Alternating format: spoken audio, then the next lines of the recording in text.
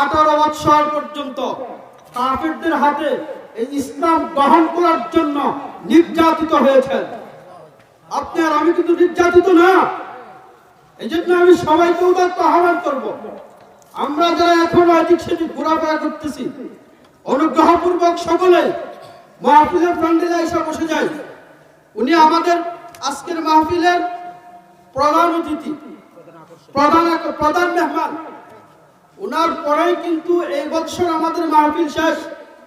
আগামী বছর যদি আল্লাহ রাব্বুল আলামিন আপনাকে আমাকে হায়াতের মতো দৌলত দান করেন, তাহলে আমরা উপস্থিত হতে পারবো। কি বলেন? না হলে তো আমরা পারবো না। এই জন্য আমি সবাইকে অনুরোধ করে বলবো, মাহফিলের প্যান্ডেলে সবাই চলে আসেন। আমাদের বাজার বা বিভিন্ন জায়গায় আড্ডা ফাড্ডা আগামীকালকেও দিতে পারবো। আগামীকালকে আমাদের মাহফিল থাকবে না। যাই হোক, হুজুরের বয়ানের আগে আমাদের এলাকার একটা ছাত্র একটা গজল ইসলামী সঙ্গীত পরিবেশন করবে। আমি আবারও বলতেছি, যারা আমরা এখনো এদিক সেদিক ঘোরাফেরা করতেছি, সকলেই প্যান্ডেলে চলে আসে। দেখেন, একজন নবমুসলিম যিনি মুসলমান ছিলেন না, নতুন করে মুসলমান হয়েছেন, ঠিক না? তার কি ফজিলত আপনারা জানেন? ইসলাম ওই সমস্ত গুনাহকে নিচ্ছিন্ন করিয়া দেয় যাহা ইসলামের পূর্বে করা হয়েছিল। যারা নবমুসলিম নতুন মুসলমান হয়েছেন, তারা খুবই ভাগ্যবান এবং মকবুল বান্দা। উনি যে আমাদের সামনে উপস্থিত হয়েছেন, কোথেকে আসছেন? সুদূর কলকাতা থেকে। কলকাতা কোথায়? বাংলাদেশে তো না, ভারত থেকে। হুজুরকে যে আমরা এত দূর থেকে আনছি, কারণ আমাদের উপস্থিতি যদি উপস্থিত হইয়াও যদি হুজুরের জবানে দিয়ে একটা কথা আমরা না শুনতে পারি, তাহলে আমাদের মতো হতভাগা আর দুর্ভাগ্য হতে কেউ হতে পারে না। এই জন্য আমি সবাইকে উদারত আহ্বান করব, আমরা যারা এখনো এদিক সেদিক ঘোরাফেরা করতেছি, সকলেই প্যান্ডেলে চলে আসে। আলহামদুলিল্লাহ, সম্মানিত উপস্থিতি, আমাদের আজকের মাহফিলের শেষ অধিবেশনে এই পর্যায়ে গুরুত্বপূর্ণ তাকরীর পেশ করবেন সুদূর ভারত কলকাতা থেকে আগত আজকের মাহফিলের প্রধান মেহমান হযরতুল আল্লাম হযরত মাওলানা আব্দুল্লাহ আল মুজাহিদ সাহেব। হযরত মাওলানা আব্দুল্লাহ আল মুজাহিদ সাহেব হযরতের গুরুত্বপূর্ণ তাকরীর পেশ করার জন্য মাহফিলের পক্ষ থেকে সবিনয় অনুরোধ জানাচ্ছি। এবার আসে সাউন্ডটা চেক দিবেন, সামনে আগান, একটু আগায় দাও। হ্যাঁ, এটা ঠোঁট বরাবর করবেন। এটা কি লিপটাস? হ্যালো হ্যালো, ঠিক আছে, মাইক ভালো আছে। যে সাউন্ডটা সেটিং করব ওটার পর টাচ কিন্তু আর করবেন না, কোনো অবস্থাতে হাত দিবেন না। যান, সাউন্ড সেটিং করেন, রিভার্ব বাড়ান, বেস বাড়ান, ভলিউম বাড়ান, ইকো কমান।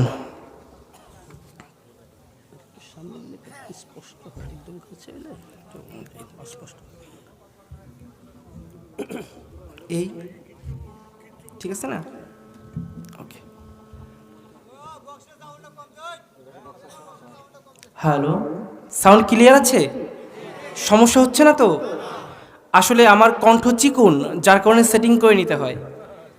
হ্যাঁ, গতকাল একটা মাহফিল করলাম, মাশাআল্লাহ সব দিকে ঠিক আছে, বিশাল প্যান্ডেল, বিশাল আয়োজন, মাইক একটা আনছে, ওই যে মলম বিক্রি করে না, ওই মার্কা মাইক। তো আমি আবার এই মাইক নিয়ে সমস্ত মাহফিলে, যতগুলো মাহফিল করি, সমস্ত মাহফিলে মাইক নিয়ে খুব সিরিয়াস।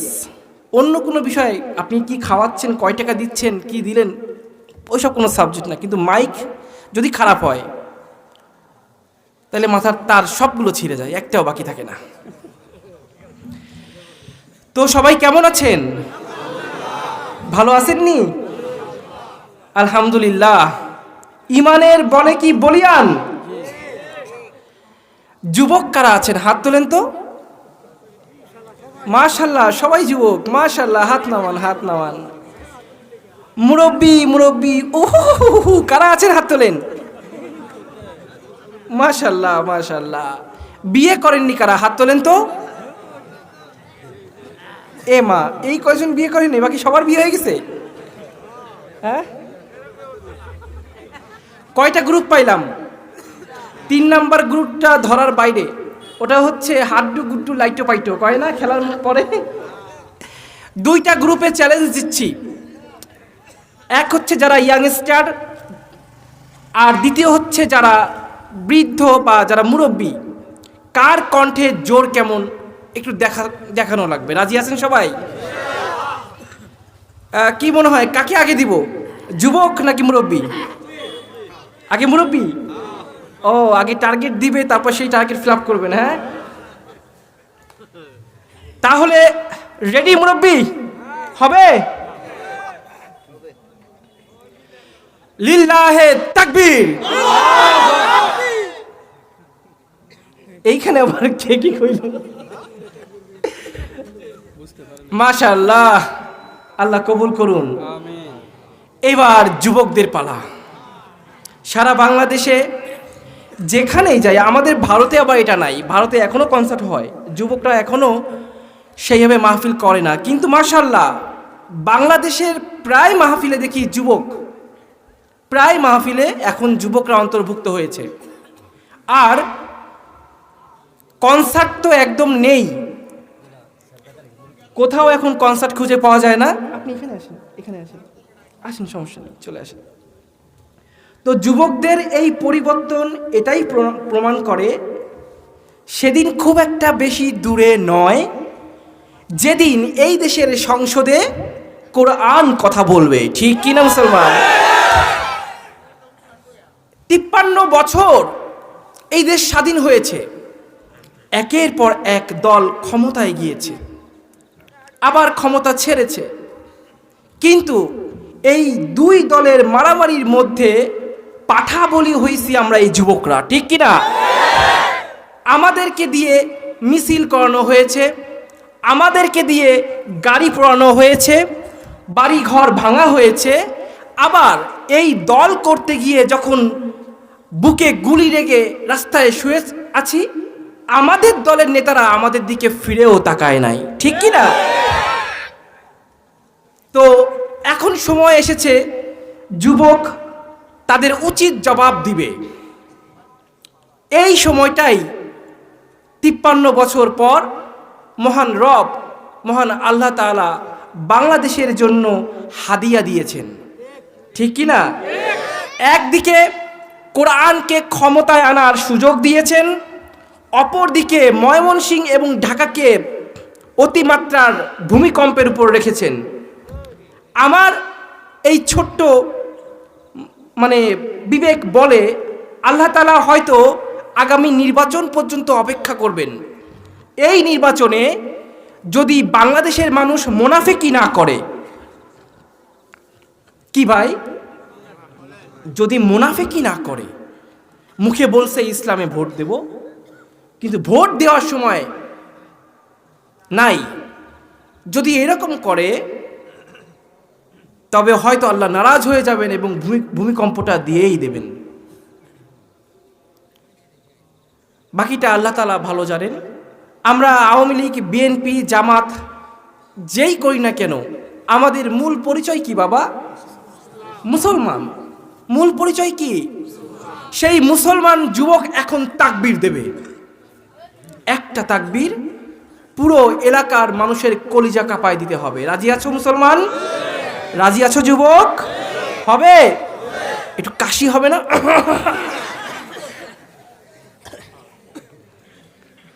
রেডি? লিল্লাহে তাকবীর। গলার এই কণ্ঠের মতো ইমানের জোরটাও থাকা লাগবে।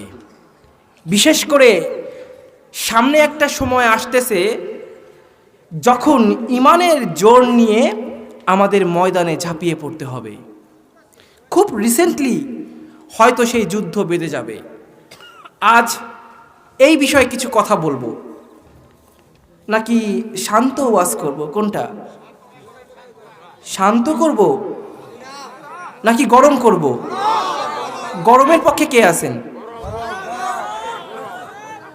কিছু মানুষ শান্তির পক্ষে আছে। আচ্ছা, আমি কি মুরব্বী? আমি কি যুবক? তা যুবক কি নরম ওয়াজ করবে না গরম ওয়াজ করবে? কেউ হাত না তুললেও আমি কি ওয়াজ করব? কমিটি বলে দিছে আমাকে, হুজুর আপনি বলেন। তো আমি হচ্ছি সাধারণ একটা বাঁশ। একটা কি বাবা? আমাকে যদি কমিটি মানা করে যে রাজনীতি নিয়ে কোনো কথা বলবেন না, তবুও বাঁশ ঢুকাই।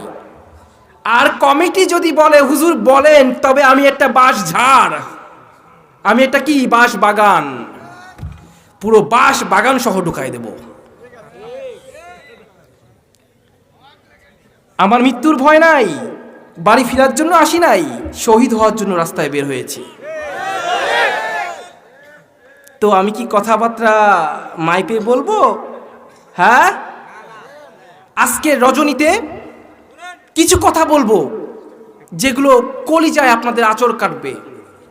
নীরবে বাসায় যেয়ে আপনাদের চিন্তা করতে বাধ্য হবেন আপনারা যে আসলে কি আমি মুসলমান, নাকি আমি আল্লাহর সাথে গাদ্দারি করতেছি, নাকি আমি আল্লাহর সাথে প্রতারণা করতেছি। আমি কি মুসলমান নাকি আমি ধোঁকাবাজ? আমি আমার আল্লাহকে স্বার্থের টানে ব্যবহার করছি না তো? ব্যবহারের পরে বাদাম খাওয়ার পরে ছোলা যেভাবে উড়িয়ে দেয়, আমি কি আমার আল্লাহকে ঠিক সেইভাবে ভুলে যাচ্ছি না তো? এই চিন্তাগুলো আপনাকে করতে বাধ্য করাবে। এই চিন্তা যখন আপনার মাথায় আসবে, বাবা চোখ থেকে টপ টপ করে পানি পড়বে। আর চোখ থেকে যখন টপ টপ করে পানি পড়বে, আপনার কলিজা থেকে দুমড়ে মুচড়ে তওবা চলে আসবে। আর যখন এই তওবাটা চলে আসবে, আল্লাহ তাআলা আপনার পিছনের সমস্ত গুনাহ ক্ষমা করে দিয়ে আপনাকে তার বন্ধু রূপে গ্রহণ করবেন। বলেন আলহামদুলিল্লাহ।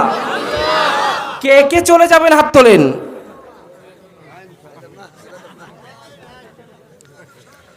ইন্নাল হামদালিল্লাহ। যারা বাইরে দাঁড়িয়ে আছেন এসে বসবেন, না হয় চলে যাবেন। দরজা খোলা আছে, চলে যান। আর বসতে হলে বসে পড়েন। আলহামদুলিল্লাহি নাহমাদুহু ওয়া নাস্তাঈনুহু ওয়া নাস্তাগফিরুহু ওয়া নু'মিনু বিহি ওয়া নাতাওয়াক্কালু আলাইহি ওয়া নাউযু বিল্লাহি মিন শুরুরি আনফুসিনা ওয়া মিন সাইয়্যাতি আ'মালিনা।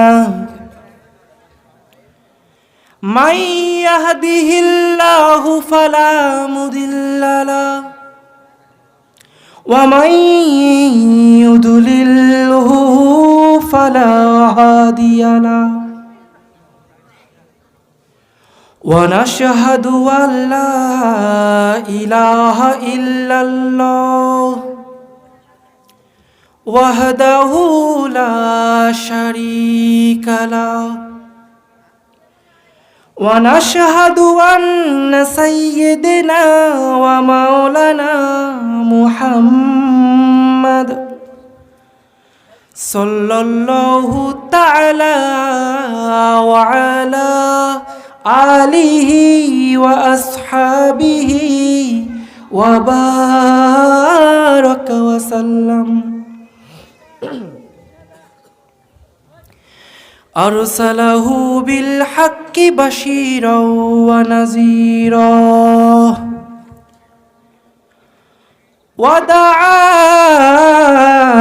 وداعيا إلى الله بإذنه وسراجا منيرا. وقال الله تعالى في كلامه المجيد والفرقانه الحميد: أعوذ بالله من الشيطان الرجيم بسم الله الرحمن الرحيم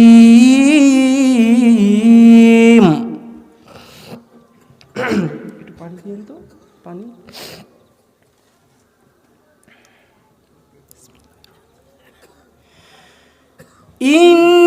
ইন্নাল্লাহা ওয়া মালাইকাতাহু একটু গরম পানি দিন একটু গরম পানি আনলাই স্টেজ কে পরিচালনা করছেন স্টেজে কে আছেন আমি তো গরম পানি রাখতে বলছিলাম গরম ওয়াশ করবো গরম পানি লাগবে না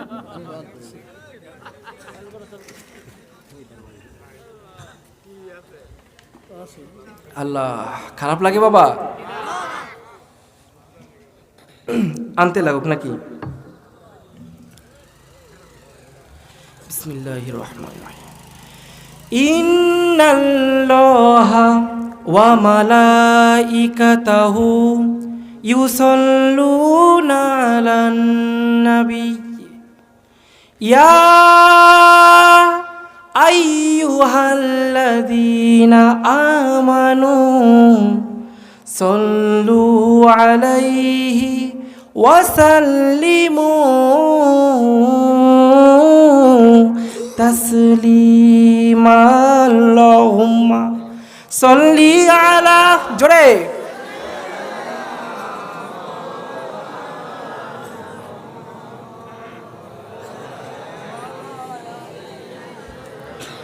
মাওলানা মুহাম্মদ লা ইলাহা ইল্লাল্লাহ লা ইলাহা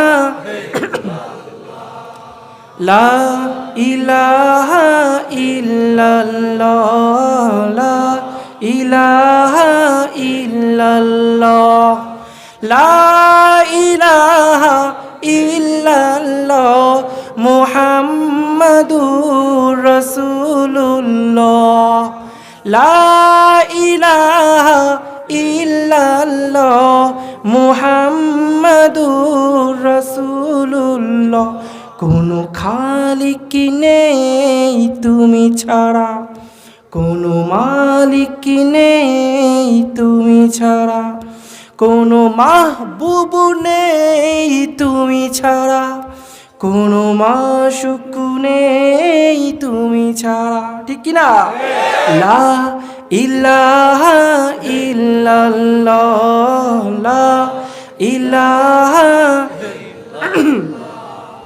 লা ইলাহা ইল্লাল্লাহ লা ইলাহা ইল্লাল্লাহ লা ইলাহা ইল্লাল্লাহ মুহাম্মাদুর রাসূলুল্লাহ সাল্লাল্লাহু রাখো এখানে রাখো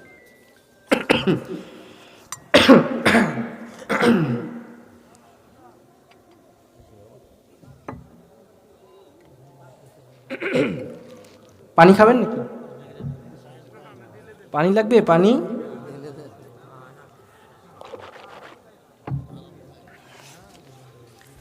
পানি বিক্রি করতে গেলেও তো মানুষের মৃত্যু হয়ে যায়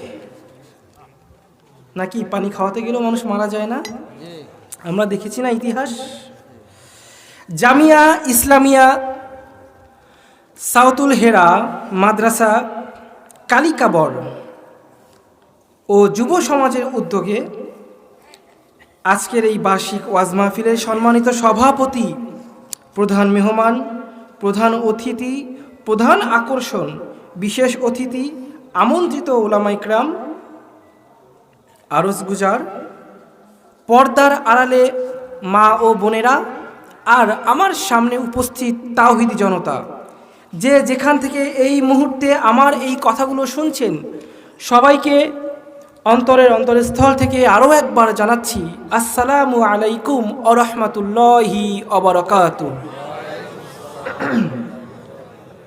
আবারও প্রশ্ন করছি কেমন আছেন? সর্ব অবস্থায় শুকরিয়া আদায় করব কার? খাওয়ার সময়, ঘুমানোর সময়, ঘুম থেকে ওঠার পরে, পানি খাওয়ার সময়, বিড়ি খাওয়ার সময়।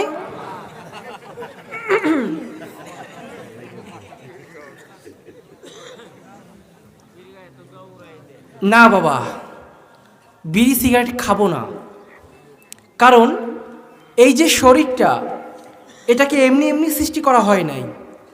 এর একটা উদ্দেশ্য আছে, একটা কারণ আছে।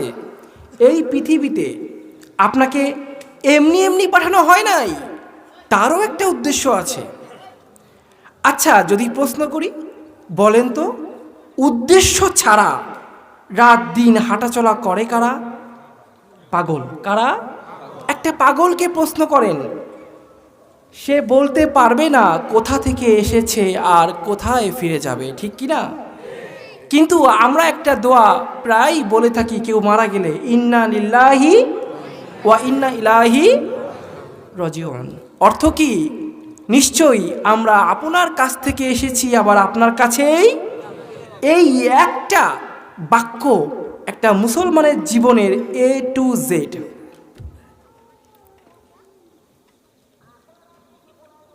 ওয়াজ চলে না? মাশাআল্লাহ। এই একটা বাক্য, এই একটা আয়াত একটা মানুষের জীবনের A to Z, ঠিক কিনা বলেন? ঠিক কিনা? আমরা অনেক সময় আল্লাহ তাআলার অনেক কিছুকে অস্বীকার করে ফেলাই, মনের অজান্তে হোক, চিন্তা করে হোক, ইচ্ছায় হোক, বা কারো প্রেসারে হোক, অনেক কিছুকে আমরা অস্বীকার করে ফেলি। কিন্তু মৃত্যু যে আমাদের হবে, সেটা কি অস্বীকার করতে পারবো? অস্বীকার করা যাবে? আল্লাহ তাআলা পবিত্র কোরআনে কি বলেছেন? নিশ্চয়ই প্রতিটি প্রাণীকে মৃত্যুর স্বাদ গ্রহণ করতে হবে। কুল্লু নাফসিন যায়কাতুল মাউত। প্রতিটি প্রাণীকে মৃত্যুর স্বাদ গ্রহণ করতেই হবে। যারা নাস্তিক আছেন, তারা পবিত্র কোরআনকে যদি একদম অমান্য করেন, অস্বীকার করেন, তবে কি এই একটা আয়াতকে অস্বীকার করা সম্ভব? করা কি সম্ভব? সম্ভব না। আচ্ছা, স্বাদ মানে কি? টেস্ট। স্বাদ মানে কি বলেন? টেস্ট। কোনো একটা কিছুর স্বাদ বা টেস্ট। যেমন একটা মিষ্টি, তার স্বাদ কি? মিষ্টি। একটা মরিচ, তার স্বাদ কি? ঝাল। লবণ, তার স্বাদ কি? তিতা। তিতা তিতা কইল কিনা? নোনতা। আমিও তিতা কইছি। এই স্বাদ আর মৃত্যুর যে স্বাদের কথা আল্লাহ তাআলা বোঝালেন, এটা কি এক? এটা এক খাবারের অর্থে না, ফিল করার অর্থে, অনুভব করার অর্থে। খারাপ লাগে বাবা? হ্যাঁ, যাচ্ছি লাইনে, দাঁড়ান। অর্থাৎ মৃত্যুর সময় আপনাকে একটা স্বাদ পেতে হবে, হয় সেটা যন্ত্রণা, না হয় সেটা সুখময় একটা সময়, ঠিক কি না? হয় মৃত্যুর সময় আপনার যন্ত্রণা হবে, সেটা হচ্ছে একটা স্বাদ, আর না হয় মৃত্যুর সময় আপনি প্রশান্তির সাথে ঘুমিয়ে পড়বেন, এটা হচ্ছে আর একটা স্বাদ। এই জন্য আল্লাহ তাআলা প্রতিটি প্রাণীকে মৃত্যু বরণ করতে হবে এটা বলে নাই, বলছেন মৃত্যুর স্বাদ গ্রহণ করতে হবে। কারণ আমরা পৃথিবীতে আসি সবাই একই সিস্টেমে, যাই কিন্তু একই সিস্টেমে না। চিন্তা করে দেখেছেন ভাইরা আমার? এই পৃথিবীতে আসার জন্য যেই সিস্টেম, সবার জন্যই সেই একই রকম সিস্টেম। সবাই মায়ের গর্ভ থেকে পৃথিবীতে এসেছেন, ঠিক কি না? নাকি আসমান থেকে টপ করে কেউ পড়ছেন? কেউ পড়ছেন নাকি? কিন্তু বাবা, যাওয়ার সময় সিস্টেম এক নয়, যাওয়ার সময় সিস্টেম কিন্তু ভিন্ন ভিন্ন হয়ে যায়। কেউ চলে যায় কবরে, আর কেউ যায় চিতায়, ঠিক কি না?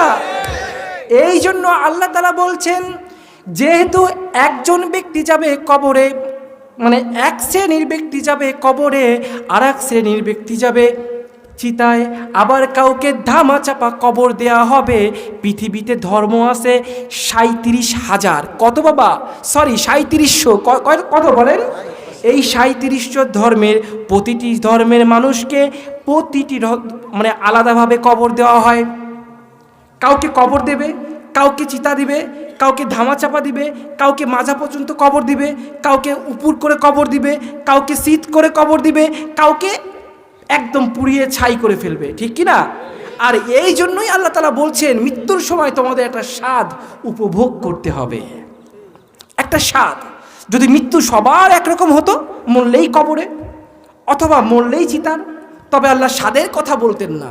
স্বাদের কথা বলেছেন মূলত আমাদের কর্ম বুঝে। এই পৃথিবীতে এসে আমরা কি কি কাজ করি, এটাকে উপলক্ষ করে আল্লাহ তাআলা কি বলেছেন? স্বাদের কথা। ঠিক কিনা জোরে বলেন? ঠিক কিনা জোরে বলেন? এখানে আরও একটা বিষয় ভাবার আছে, চিন্তা করার বিষয় আছে। আপনি সারা জীবন ভালো কাজ করেছেন, সারা জীবন মানুষের মঙ্গল করেছেন, উপকার করেছেন, এতিমকে খাবার দিয়েছেন, কিন্তু আপনার ঈমান নাই। তাহলে আপনার মৃত্যুর স্বাদটা কেমন হবে? সুখময় স্বাদ নাকি যন্ত্রণাদায়ক? আপনি তো ভালো কাজ করেছেন, তবুও কেন যন্ত্রণাদায়ক স্বাদ হবে? কারণ এই স্বাদের সাথে সম্পর্কিত হচ্ছে ঈমান। ঠিক কিনা বাবা? ঠিক কিনা জোরে বলেন? আবার শুধু ঈমান আছে, ঈমান মানে কি? বিশ্বাস। বিশ্বাস করলাম আল্লাহ আছে, ব্যাস হয়ে গেল। হ্যাঁ ভাইরা আমার, পাশের বাড়ির হিন্দু ভাইয়ের কাছে জিজ্ঞাসা করো, সে কিন্তু এক সময় বলবে নিশ্চয়ই উপরে একজন আল্লাহ আছে, ঠিক কিনা? ঠিক কিনা? কিন্তু সে আল্লাহকে মানে না। আল্লাহ তাআলার বিভিন্ন শক্তি সে বিভিন্ন দেব দেবীর মধ্যে খুঁজে বেড়ায়। যেমন রিজিকের মালিক সে মনে করে লক্ষ্মীকে, সে মনে কি করে? লক্ষ্মীকে। আচ্ছা, লক্ষ্মী ওরে খাওয়ায়, লক্ষ্মী যদি বাস্তবেই ওরে খাওয়াইতো, আমরা মুসলমান আমরা কি লক্ষ্মী পূজা করি? আচ্ছা, লক্ষ্মী কি আমাদের খাওয়ায়? আমরা কি কেউ না খেয়ে মরি? আমাদের কি সহায় সম্পত্তি কারো নাই নাকি পথের ভিখারি? আবার লক্ষ্মী পুজো যারা করে তাদের মধ্যে ভিখারি আছে না নাই? তার মানে বুঝতে হবে বাবা, ওই লক্ষ্মী খাওয়ায় না। লক্ষ্মী কি খাওয়ানোর মালিক না, খাওয়ানোর মালিক কে? আমার আল্লাহ। এই ঈমান মুসলমানের থাকতে হবে। এই ঈমান কার থাকতে হবে? মুসলমানের থাকতে হবে। মুসলমান যখন পরিপূর্ণভাবে ঈমান রাখবে আল্লাহর উপর এবং সেটাকে কাজে পরিণত করবে, তখন সেই মুসলমানের মৃত্যুর স্বাদ হবে।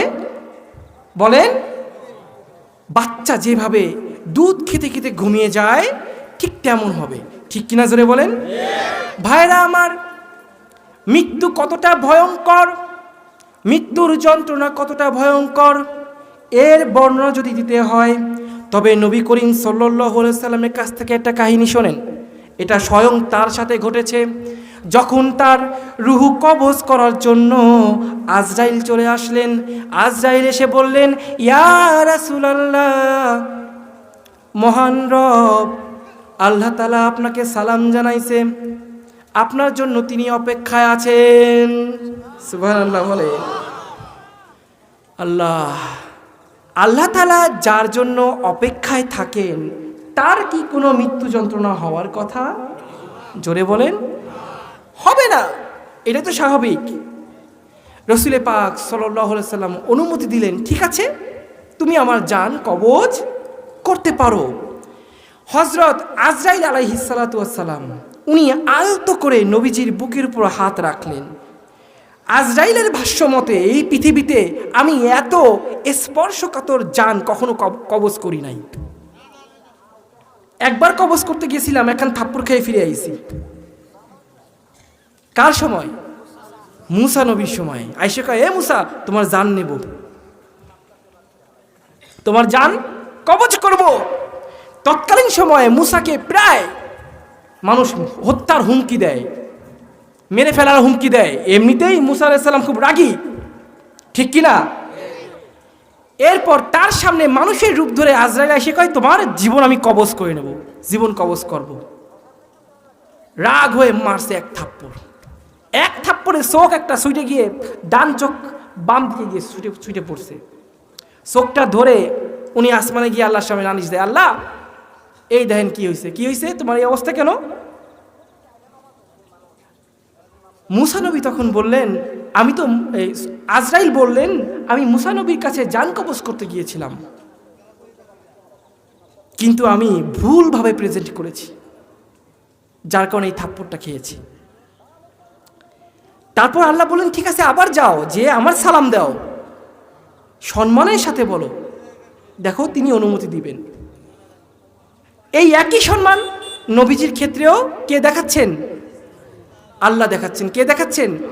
আল্লাহ তাআলা সালাম পাঠালেন, এসে বললেন, হে নবী, আমি আপনার জীবন আপনার বন্ধু আপনার জন্য অপেক্ষা করছে।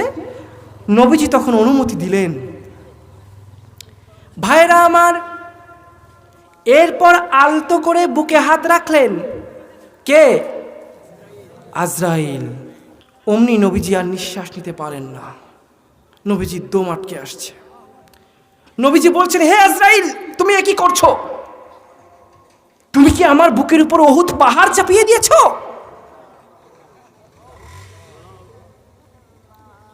এই কথা শুনে আজরাইল ভীত হয়ে গেল, কারণ যিনি বলছেন তিনি কে? আল্লাহর বন্ধু। তিনি কে? যার একটা কথায় শরীয়তের বিধানে হ্যাঁ হয়ে যায়, জায়েজ হয়ে যায়। তিনি যদি বলেন না, সেটা হারাম হয়ে যায়। ঠিক কিনা? ঠিক কিনা জোরে বলেন। আজরাইল বললেন, হে নবী, আমাকে ক্ষমা করুন, আমি এত আলতোভাবে আর কখনো কারো জীবন আমি কবজ করি নাই। ঠিক মৃত্যুশয্যায় আমার নবীজি উম্মতের কথা স্মরণ করলেন। উম্মতের কথা স্মরণ করে বললেন, তাহলে হে আজরাইল, তুমি এত আস্তে আস্তে আলতো করে আমার জানটা কবজ করছো, তাতেই আমার এই অবস্থা। তুমি আমার উম্মতের জান কিভাবে কবজ করবা?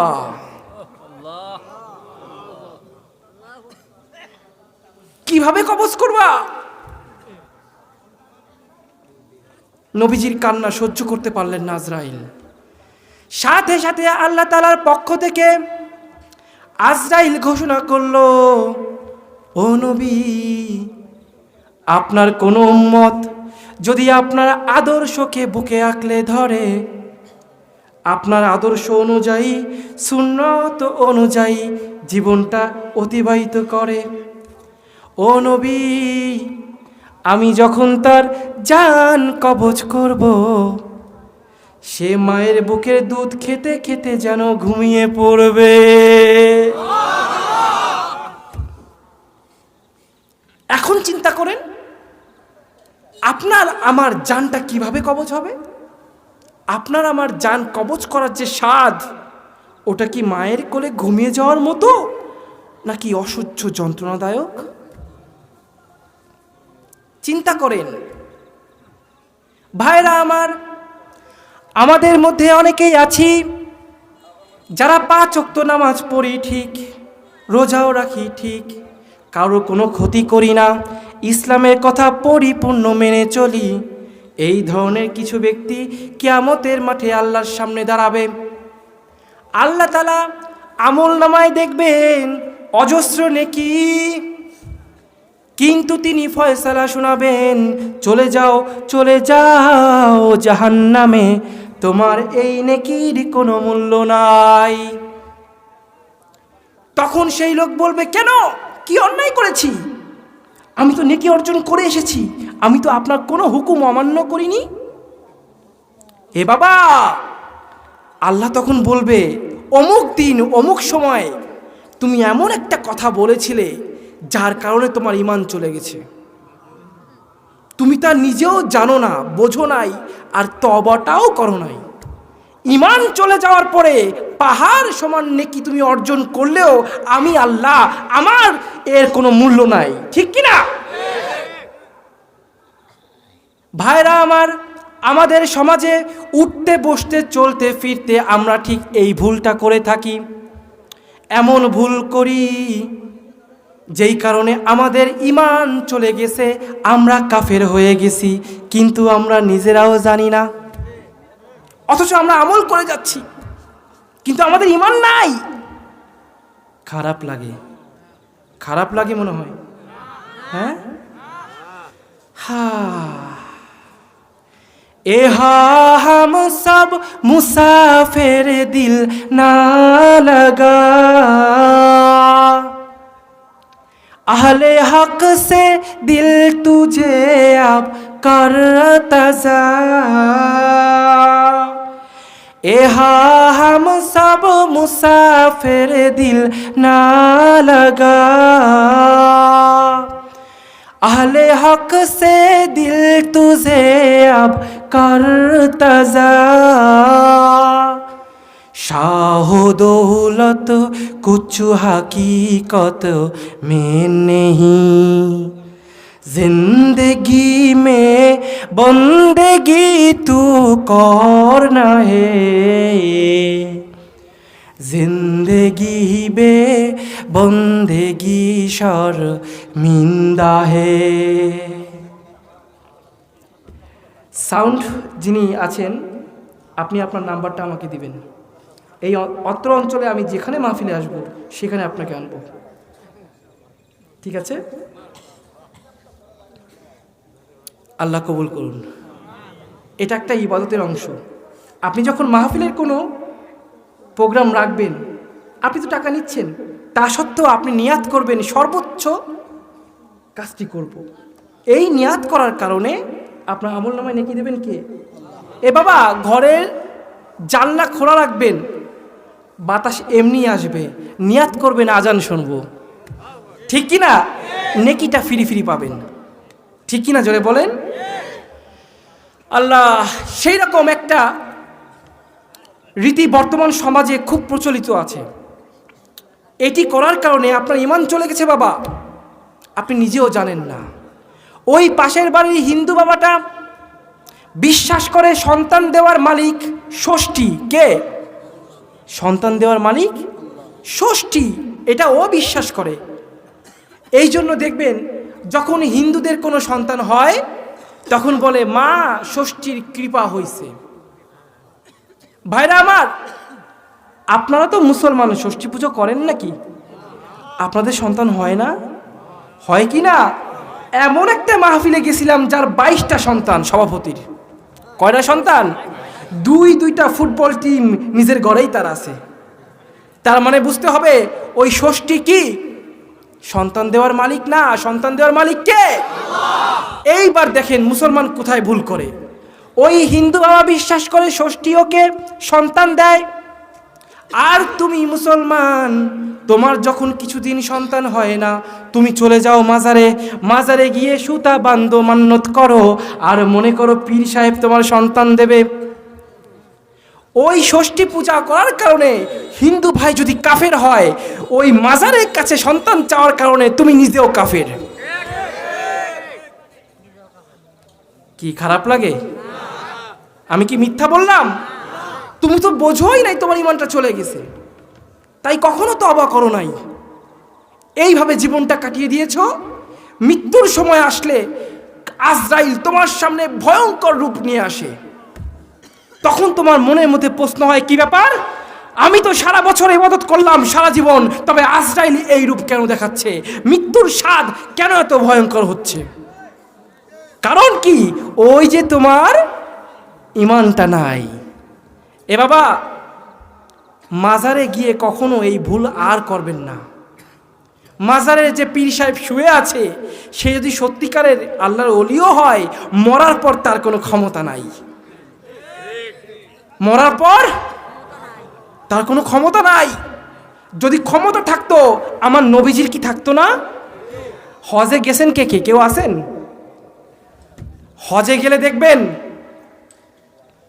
তার কবরের সামনে মোনাজাত করা তো দূরের কথা, চোখের পানি পর্যন্ত ফেলানো যাবে না।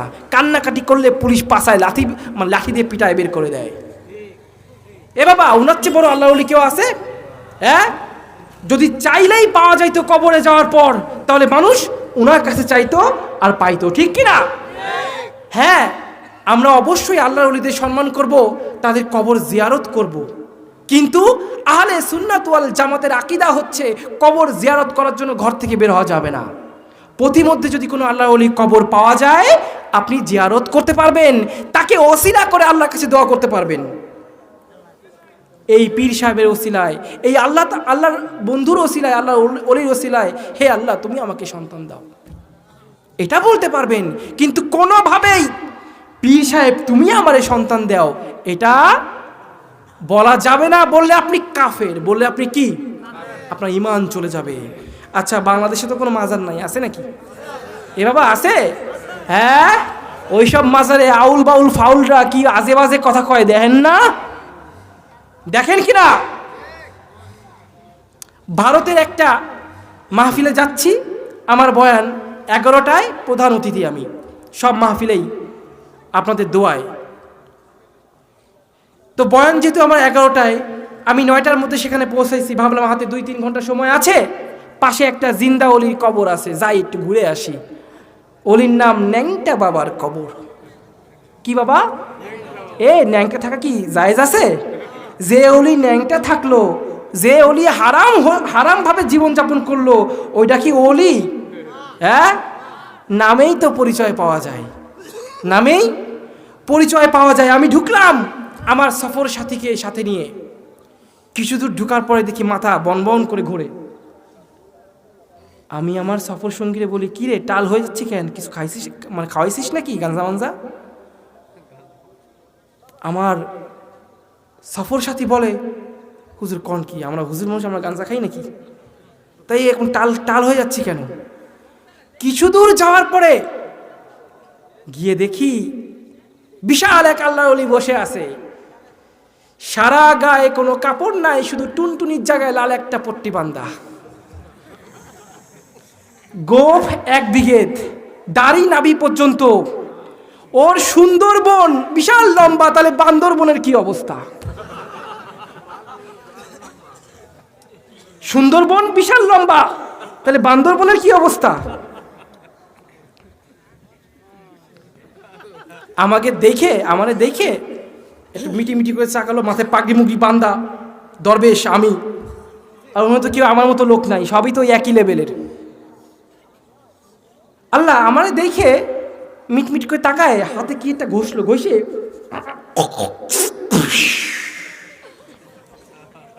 ঘষে টান দেয়, আমি বুঝলাম ও কি খায়। ও কি খায় বাবা?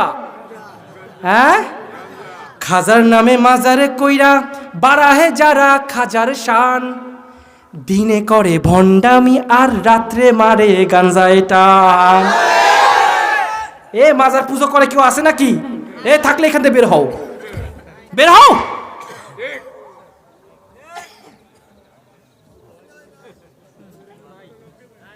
খাজার নামে মাজারে কইরা বাড়াহে যারা খাজার শান, দিনে করে ভণ্ডামি আর রাত্রে মারে গাঞ্জায় টান। ঠিক কিনা? দাড়ি টুপির নেই রে খবর, আছে শুধু চুল।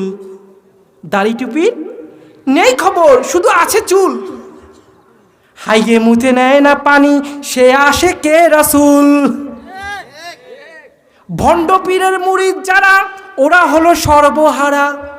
ভণ্ড পীরের মুরিদ যারা, ওরা হলো সর্বহারা। আমল সব ধ্বংস হবে, থাকবে না ওদের ঈমান। ঠিক কিনা? দিনে করে ভণ্ডামি আর রাত্রে মারে গাঞ্জায় টান। ভাইরা আমার, এক লোক ওই মাজারে গেছে, যাওয়ার পরে দেখে এক আল্লাহর ওলি বসে আছে, বিশাল বড় গোপ, বিশাল বড় দাড়ি, আর টুনটুনির জায়গায় লাল একটা পট্টি বান্ধা, এক হাতে মদের বোতল আর এক হাতে গাঞ্জা। মদের বোতলটা বাম হাতে, গাঞ্জাটা ডান হাতে। ওই লোকটা দেখে গাঞ্জা ডান হাত থেকে বাম হাতে নিল, আর মদের বোতল বাম হাত থেকে ডান হাতে নিল। এইবার বিশাল বড় গোপ, বেটা হাসে না কান্দে বোঝার কোনো উপায় নাই, দাঁত সোনা দিয়ে বাঁধানো। ওই লোকের 1 মাইল দূর থেকে গন্ধে আপনার বমি চলে আসবে, মুখে এত বিশ্রী গন্ধ। মশা মারার জন্য কামান দরকার নাই, ও একটু হাই দিলে মশা মরে যাবে, এইরকম অবস্থা। গোপ দুটো ফাঁক করে বোতল একখান ঢুকাই দিছে, ঢুকাই দিয়ে কত কত কত কত করে খাচ্ছে। এরপর ওই লোকটা বলে, বাবা, বাবা কই ডাকে, কি কই ডাকে, বাবা আপনি তো আপনি তো খাইলেন বুঝলাম, তো এই বোতলটা এই হাত থেকে এই হাতে নিলেন কেন? কয় বোঝো না, ডান হাতে পানি খাওয়া সুন্নত। খায় কি? তা গোপটা উঁচু করলেন কেন? কয় এটাও বোঝো না, গোপে পানি লাগলে মাকরু হয়। গোপে পানি কি হয়, খায় কি? আমরা অধিকাংশ মুসলমানের অবস্থা এখন একই রকম। অধিকাংশ মুসলমান একই রকম, খাচ্ছি হারাম, ভাব দেখাচ্ছি দরবেশের, 5 ওয়াক্ত নামাজ ঠিকই পড়ি, সুদও আবার খাই। আছে না নাই? হ্যাঁ, আমাদের এলাকায় এমন কিছু নানা আছে, আপনাকে এলাকায় আছে নাকি? হ্যাঁ, এমন কিছু নানা হাজারে 100 টাকা না 200 টাকা নেয়, আছে নাকি? আহা, এই ধরনের মানুষের মৃত্যুর স্বাদ কেমন হবে? মারাত্মক ভয়ঙ্কর, মারাত্মক ভয়ঙ্কর। রুহু দৌড়াদৌড়ি করবে, একবার মগজে উঠবে, একবার পায়ে চলে যাবে, আর একবার নখে চলে যাবে, বুড়ো আঙ্গুলে চলে যাবে, টেনে হেঁচে সেই রুহকে বের করা হবে। এই ভয়ঙ্কর মৃত্যু এই সুদ লাগলে হবে। সুদ এমন হারাম, আমার নবী বলে 1 টাকার যে সুদ খাইলো, নিজের মায়ের সাথে সে 42 বার জিনা করলো। নাউজুবিল্লাহ কইলেন না? এত ভয়ঙ্কর এই সুদ। কিন্তু বাংলাদেশে এই সুদ সব থেকে যে বেশি ছড়িয়েছে তার নাম ডাক্তার ইউনূস। সে এখন ক্ষমতায়, তো কি হয়েছে, ভয়তে কথা কব না?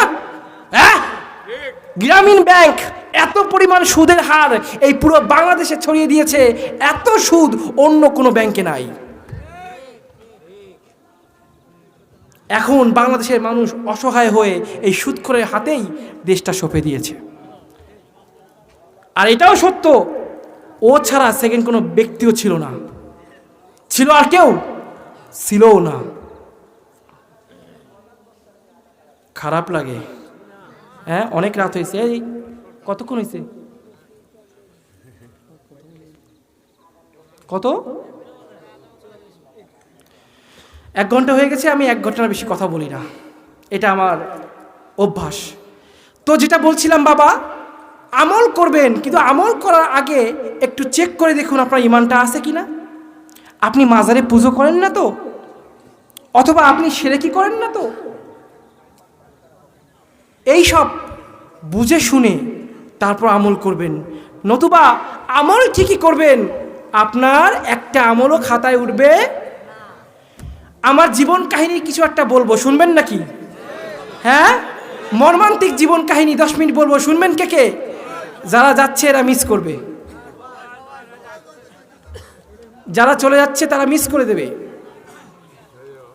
আমার বয়স যখন মাত্র 10 বছর, আমি তখন মুসলমান হয়েছি। ভারতের বিখ্যাত ব্রাহ্মণ পরিবারের সন্তান আমি, সেখান থেকে আমি মুসলমান হয়ে গেছি। সুবহানাল্লাহ কইলেন না? মুসলমান হওয়ার পরে আমি ঘর বাড়ি সব ছেড়ে দিয়েছি। ছোটবেলায় ঘর বাড়ি ছেড়ে দিয়ে মাদ্রাসায় ভর্তি হই। প্রথম খুব ভালোই চলছিল, লেখাপড়া, ইবাদত বন্দেগী খুব দারুণভাবে করছিলাম। কিন্তু আমি জানতাম না আমার কপালে এত ভয়ঙ্কর নির্যাতন ওয়েট করছে, আমার জানা ছিল না। এক সময় আমার পরিবার আমাকে 3টা কুফরি বান মারে। কি মারে বাবা? কুফরি বান মেরে আমাকে অনেকটা আধা পাগল বানায় ফেলায়, শরীর ভেঙে যায়। রাস্তায় রাস্তায় কতদিন ঘুরেছি আমি, তবু মুখ থেকে আমি রাসূলের নাম, আল্লাহর নাম ছাড়ি নাই। 18টা বছর ভয়ঙ্কর এক নির্যাতন সহ্য করেছি। এক পর্যায়ে বাসায় ফিরে যাই। এরপর ধীরে ধীরে আমি হিন্দুদের সাথে মিশতে মিশতে অনেকটাই হিন্দু হয়ে যাই। বাবা, শুরুতে একটা কথা বলেছিলাম, যদি আফসোস করে চোখ থেকে পানি চলে আসে, ওইটা হবে কবুলিয়াতের তওবা। ঠিক কিনা বলেন? ঠিক এমনই একটা রাত্রে আমি আফসোস করে আল্লাহর দরবারে কেঁদেছিলাম। আল্লাহ তাআলা আমাকে আবার স্বপ্নে দেখালেন হিজরত করার জন্য। আমি আবার ঘর বাড়ি ছেড়ে দিয়ে, বাড়িঘর ছেড়ে দিয়ে আবার আল্লাহর রাস্তায় চলে আসছি। মাঝখানে অনেক কাহিনী আছে, বললাম না। সংক্ষেপে শেষ করে দিলাম।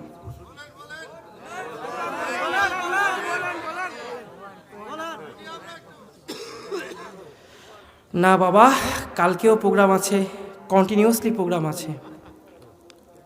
একটা প্রোগ্রামে কথা বলতে গিয়ে গলা ভাঙলে ওই সব প্রোগ্রামেও প্রধান বক্তা আমি, না গেলে কি অবস্থা হবে বলেন? কাহিনী হুনমার লাগে আসলে তো হইবে না।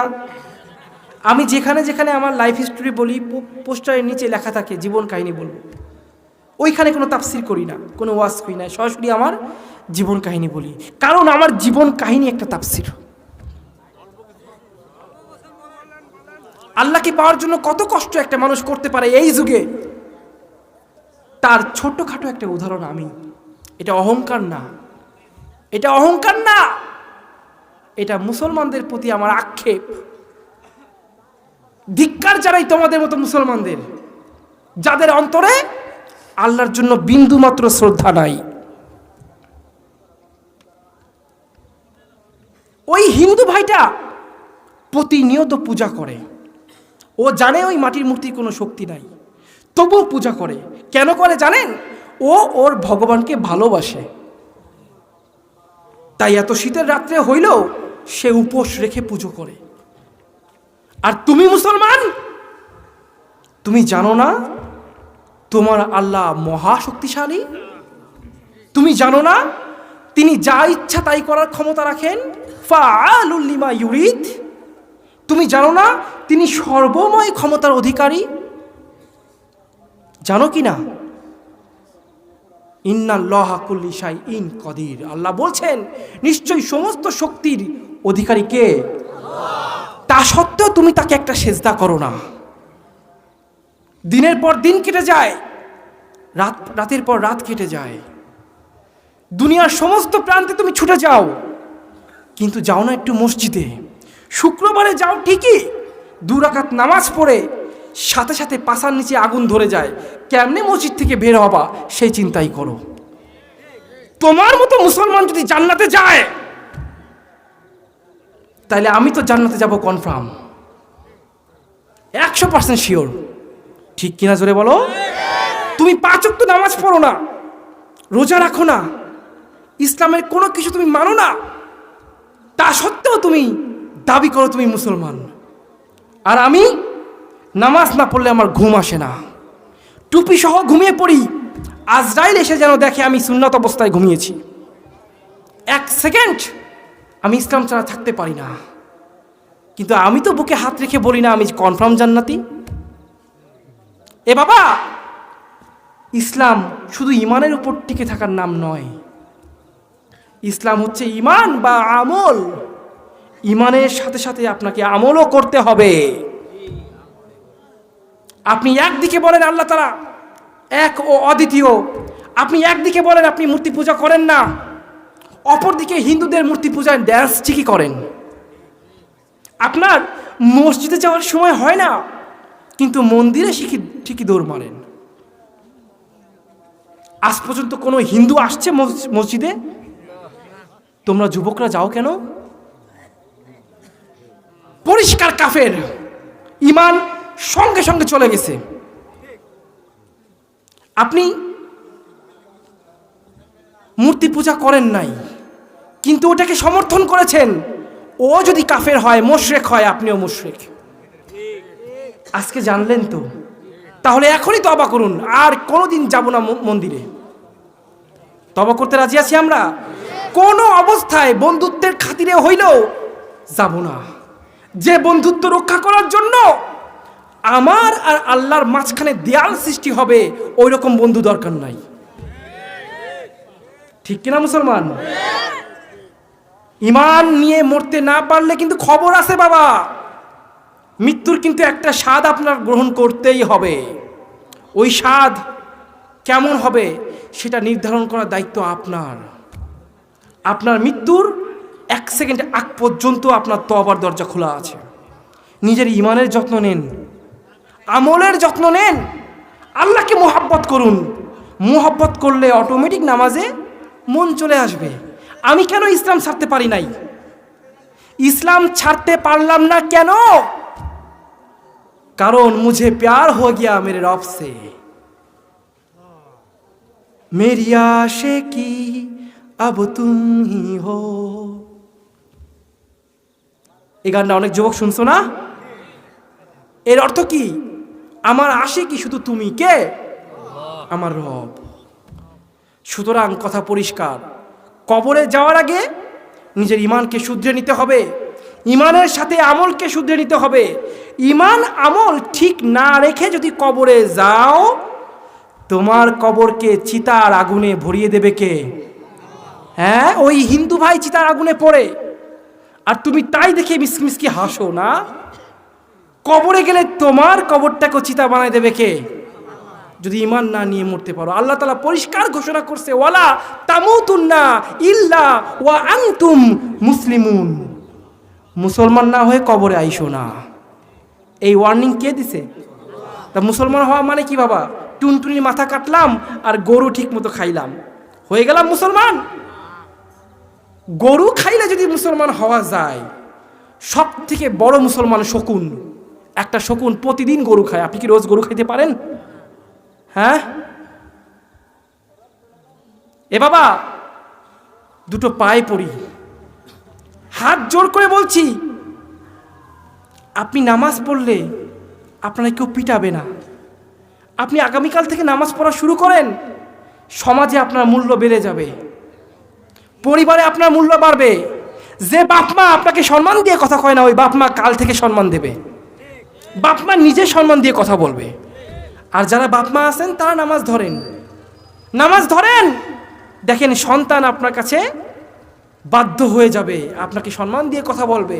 সমাজে যেখানে যাবেন কপালের ওই কালো চিহ্ন প্রমাণ করে দিবে আপনি 5 ওয়াক্ত নামাজি। আপনার সাথে কেউ বেয়াদবি করার সাহস পাবে না। আপনি যখন নামাজ পড়া শুরু করবেন, আপনি চাইলেও সুদ খাইতে পারবেন না, ঘুষ খাইতে পারবেন না, জিনা ব্যভিচার করতে পারবেন না, কারণ আপনার নামাজ আপনাকে বাধা দেবে। বাবা, কাল থেকে নামাজ পড়বেন তো সবাই? আমি বলবো না কে কে নামাজ পড়েন হাত তোলেন, এটা বলবো না। এটা বলার কারণে মানুষ সাক্ষী হয়ে যাবে, কোনো গুনাহের সাক্ষী রাখা যাবে না। কোনোদিন কাউকে প্রশ্ন করবেন না তুমি কি নামাজ পড়ছো, এই প্রশ্ন করবেন না। কখনো সাক্ষী থাকবেন না, সাক্ষী রাখবেন না। কখনো প্রশ্ন করবেন না রোজা রাখছো। যে ব্যক্তি রোজা রাখে নাই, আপনার এই প্রশ্নের কারণে বলবে হ্যাঁ রাখছি, সে ডবল গুনাহগার হয়ে গেল। আর আপনি সাক্ষী হয়ে গেলেন কিয়ামতের মাঠে। ওকে যদি আল্লাহ জান্নাত দেওয়ার চেষ্টাও করে, আপনার কারণে জান্নাত দিতে পারবে না, কারণ আপনি সাক্ষী হয়েছিলেন। আপনি তখন হাত উঁচু করে বলবেন আল্লাহ আমি সাক্ষী আছি, অমুক দিন ও রোজা রাখে নাই। কিয়ামতের মাঠে অনেকভাবে আল্লাহ তাআলা পর্দার আড়ালে কি করবেন? নিয়ে মাফ করে দিবেন। কিন্তু সেই ওসিলা তৈরি করতে হবে। কিন্তু আল্লাহ তাআলা আবার ঘোষণা দিয়েছেন একটা, ইন্নাল্লাহা লা ইয়াগফিরু আন ইউশরাকা বিহি ওয়া ইয়াগফিরু মা দুনা যালিকা লিমান ইয়াশা ওয়া মান ইউশরিক বিল্লাহ ফাকাদ দাল্লা দালালাম বাইদা।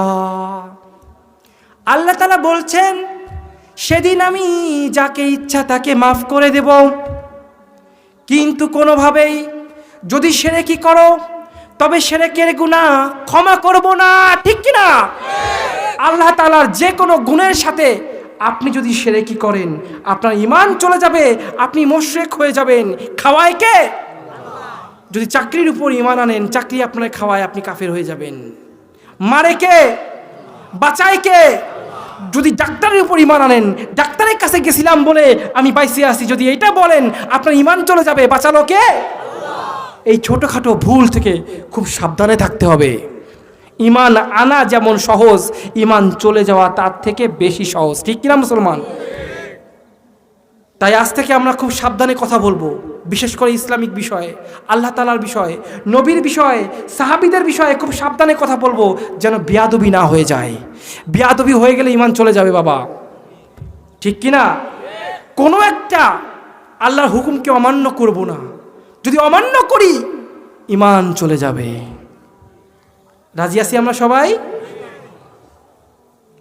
শেষ করে দিই, এখনই দোয়া হবে, দোয়া করে তারপর যাবেন। যারা দোয়া না করে চলে যাচ্ছেন, আমি বাইরের দেশের মানুষ, আমি খুব ব্যথা নিয়ে আপনাদের কাছ থেকে চলে যাব। আমরা কি আঘাত দিবেন? যারা গেছে যাক, আপনারা কি চলে যাবেন? দোয়া করে যাবেন না? দোয়া করে যাবেন। আল্লাহ তাআলা আমাদের সবাইকে কবুল করুন। জোরে বলেন না আমিন।